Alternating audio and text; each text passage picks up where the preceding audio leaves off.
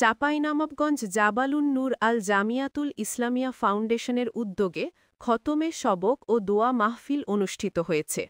মোহাম্মদ নাসিম আলী, চাঁপাইনবাবগঞ্জ জেলা প্রতিনিধির তথ্যচিত্রে বিস্তারিত। শুনছিলেন সংবাদ শিরোনাম, এখন বিস্তারিত। কসবা টিভি।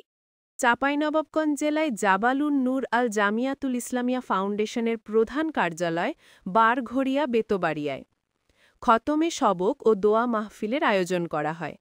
জাবালুন নূর আল জামিয়াতুল ইসলামিয়া ফাউন্ডেশনের শিক্ষার্থী মোহাম্মদ মাহির লাবিব নিয়াজকে ঘিরে ছিল আজকের আয়োজন। মোহাম্মদ মাহির লাবিব নিয়াজ দৈনিক প্রভাতী বাংলাদেশ চাঁপাইনবাবগঞ্জ জেলা প্রতিনিধি মুহাম্মদ শহীদুল ইসলাম পল্লবের সন্তান। খতমে সবক পাঠ শেষে জাবালুন নূর আল জামিয়াতুল ইসলামিয়া ফাউন্ডেশনের পরিচালক হাফেজ মাওলানা মুহাম্মদ গোলাম রব্বানী মুহাম্মদ মাহির লাবিব নিয়াজকে পবিত্র আল কুরআনের হাফেজ হিসাবে ঘোষণা করেন এবং পরবর্তী পদক্ষেপ গ্রহণ করার নির্দেশনা দিয়েছেন। ফারজানা রশিদ ঢালি।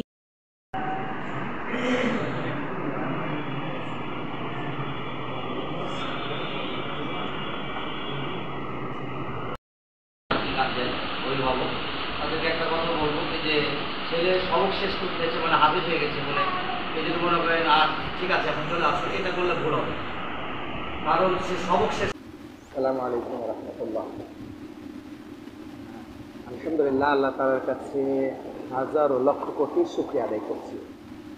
জাবালুন নূর আল জামিয়াতুল ইসলামিয়া মাদ্রাসা 2022 সালে 10 জানুয়ারি যাত্রা শুরু করে হেফজ বিভাগ থেকে আমাদের প্রধান এবং শহর শাখা মিলিয়ে আল্লাহ শুকরিয়া আমাদের প্রায় 26 জন কোরআনে হাফেজ এখান থেকে আমাদের বের হলেন। আজকে অত্যন্ত আনন্দ এবং খুশির সাথে জানাচ্ছি যে আজকেও এই দিনে আমাদের আরও একজন হাফেজে কোরআন আর শেষ সবক আমাদেরকে শোনানোর মাধ্যমে তিনিও হচ্ছে হেফজ কমপ্লিট করলেন। তার আলোয় উদ্ভাসিত বিজ্ঞ আলেম তৈরি আমাদের নিরন্তর সাধনা। আমরা এই উত্তরবঙ্গে আমাদের এই জনপদে যোগ্য হাফেজে কোরআন, যোগ্য কারি, প্রসিদ্ধ আলেম এবং যুগশ্রেষ্ঠ একজন দাঈল আল্লাহ তৈরি করার জন্য আমাদের আপ্রাণ চেষ্টা। সকলের কাছে দোয়া চাই, জাবালুনের জন্য দোয়া চাই। হৃদয়ের কসবা টিভি। কসবা টিভির সাথে থাকুন, কেটিভিকে লাইক, শেয়ার, কমেন্ট করুন। শুনছিলেন বিস্তারিত কসবা টিভি।